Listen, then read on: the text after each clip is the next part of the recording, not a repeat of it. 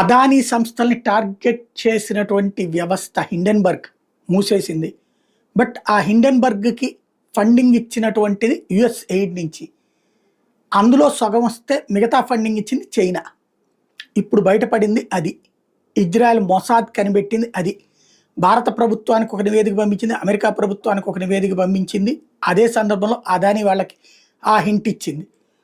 Mossad వాళ్ళు regular operations చాలా చేస్తుంటారు.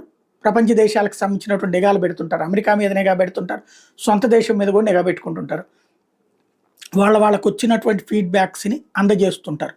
ఏదైతే ఈ హిండెన్బర్గ్ అనేటటువంటి దాన్ని ఒక సృష్టించడం, రాత్రికి రాత్రే పెద్ద ఎత్తున హ్యాండ్లర్స్ ఆపరేషన్లోకి వచ్చేసి అదానికి వ్యతిరేకంగా చేయడం, అదానితో పాటుగా భారత వ్యాపార దిగ్గజాల్ని కుప్పకూల్చి, భారత ఆర్థిక వ్యవస్థను కుప్పకూల్చి ప్రపంచంలోనే 5వ స్థానానికి ఎగవాకి